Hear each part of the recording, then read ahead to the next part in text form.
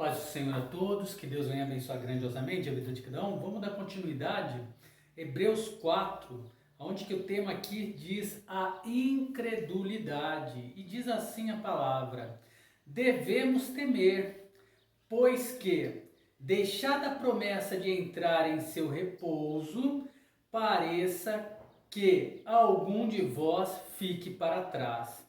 Os crentes de hoje referem-se ao fato de que o crente pode perder a salvação se deixar de crer na promessa da salvação, através da obra da cruz do Calvário. Isso prova que é possível que aconteça, significando a perca da alma, porque também nos foi anunciado o Evangelho como a eles. Há um só Evangelho, e é Jesus Cristo e Ele crucificado, mas nada lhes aproveitou. Se a cruz for abandonada como objeto da fé, Cristo não será de nenhum proveito para as pessoas. Gálatas 5:2. Ouvir a palavra, porquanto não estava misturada com a fé naqueles que a ouviram. Os israelitas tinham fé, mas não no objeto correto. Deve ser fé em Cristo e na cruz, ou não é fé válida. Porém nós, os que cremos, entramos no repouso. Revela de modo inequívoco que a fé é a chave, mas que fique claro que a fé em Cristo e na cruz. Tal como disse, assim jurei na minha ira, que não entrarão em meu repouso. A condição é a fé. Embora as suas obras estivessem acabadas desde a fundação do mundo. Isso se refere a este grande plano de salvação por meio de Cristo e da cruz, que havia sido formulado antes mesmo que o mundo fosse criado. 1 Pedro 1, 18, 20. Porque ele, Deus, em certo lugar disse assim do dia sétimo, Gênesis 2, 3, e repousou Deus de todas as suas obras no sétimo dia. Deus cessou a obra da criação, simplesmente porque a criação estava terminada. E outra vez neste lugar, Salmo 95, 7 ao 11, não entrarão no meu repouso. As condições têm que ser cumpridas.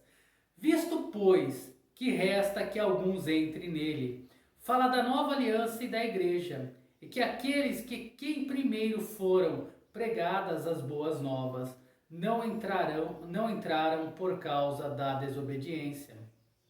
Com base no versículo 2, revela que aos israelitas da antiguidade foi pregado o mesmo evangelho que a nós, mas em vão. Entretanto ele, Deus aquele, determina outra vez um certo dia, revela em termos claros que, embora o chamado de Deus seja ilimitado, a oportunidade para aceitar esse chamado é definitivamente limitada. Hoje, dizendo por Davi, depois de tanto tempo, o Espírito Santo disse hoje naquela época, e ele continua a dizer hoje na atualidade, referindo-se ao fato de que amanhã pode ser tarde demais. Como está dito hoje, se ouvirdes a sua voz, não endureçais os vossos corações. Novamente se refere à incredulidade, porque se Josué lhes houvesse falado o repouso, refere-se ao fato de que, embora Josué fosse capaz de guiar a Israel à terra de Canaã, pelo poder do Espírito Santo, isso foi só um símbolo do verdadeiro repouso que virá, ou seja, no Senhor Jesus Cristo. Não falaria ele, Deus aqui novamente, depois disso, de outro dia. Significa que a lei não pode fazer o que era desejado, mas definitivamente apontava para o que viria, ou seja, o Senhor Jesus Cristo. Portanto, resta ainda o que a lei não podia fazer, Cristo faria, um repouso para o povo de Deus. Isso é encontrado apenas em Cristo e no que ele fez na cruz, para o qual tudo no Antigo Testamento apontava. Porque o que entrou em seu repouso, agora que falar do repouso de Deus, pelo que Cristo fez na cruz, qualquer pessoa pode entrar nesse repouso. Ele próprio repousou de suas obras. Entramos por fé, que se refere à fé em Cristo e no que ele fez na cruz, como Deus das suas. Deus repousou no sétimo dia, quando a criação estava terminada. E podemos repousar em Cristo, porque o plano da redenção está concluído, do qual o repouso de Deus era o tipo. Procuremos, pois, entrar naquele repouso.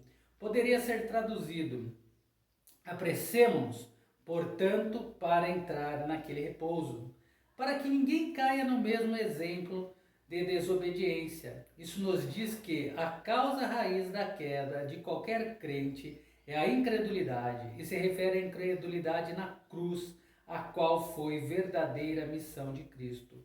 Porque a palavra de Deus é viva e eficaz, ativa e energizante, e mais penetrante do que espada alguma de 2 fios.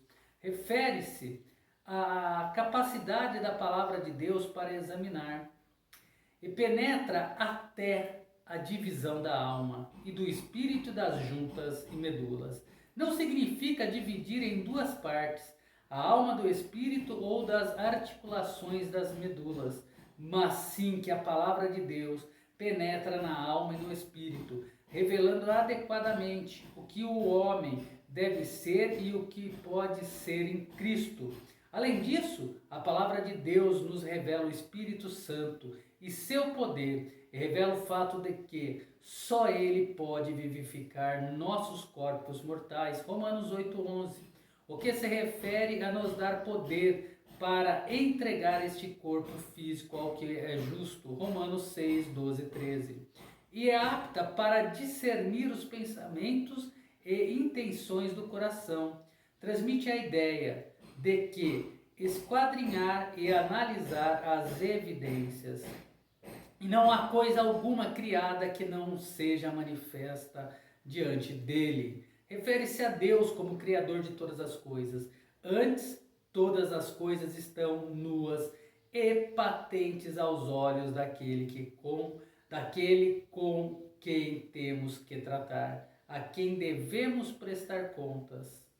E o versículo 14 aqui, ele vai finalizar Hebreus 4 com o tema o supremo sacerdote. Portanto, visto que temos um sumo sacerdote, Cristo age em nosso favor diante de Deus, que penetrou nos céus. Tem que haver com que o processo legal. Jesus, o Filho de Deus, apresenta o fato de que Jesus não é apenas homem, mas também é Deus. Retenhamos firmemente a nossa confissão. Retenhamos Cristo e a cruz, que era necessária para o nosso Senhor fosse nosso sumo sacerdote. Porque não temos um sumo sacerdote que não possa compadecer-se das nossas fraquezas. Sendo verdadeiro homem, assim como verdadeiro Deus, ele pode fazer isso. Porém, um que, como nós, em tudo foi tentado, mas sem pecado.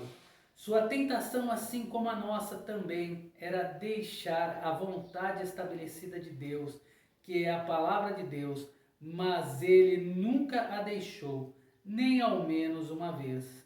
Cheguemos, pois, com confiança ao trono da graça. Apresenta o lugar do poder divino e, no entanto, a fonte da graça ilimitada, para que possamos alcançar misericórdia. Apresento o que queremos primeiro e achar graça para sermos ajudados em tempo oportuno. Refere-se à bondade de Deus, estendida a todos que se aproximam, e durante o tempo oportuno, tudo tornado possível pela cruz. Aqui termina Hebreus 4, que o Senhor, através da obra da cruz, através do agir do Espírito Santo, do querer de Deus Pai, venha nos revelar toda a sua verdade, todo o seu querer. E como diz aqui neste capítulo, que não venhamos nos desviar daquilo que nos dá o direito à salvação, que é Jesus Cristo crucificado, ressuscitado ao terceiro dia, à destra de Deus Pai, e voltará para resgatar a sua igreja e aniquilar Satanás. E aí cearemos e glorificaremos e exaltaremos o nome dele nos altos céus. Que Deus abençoe a todos, um forte abraço e até o próximo vídeo.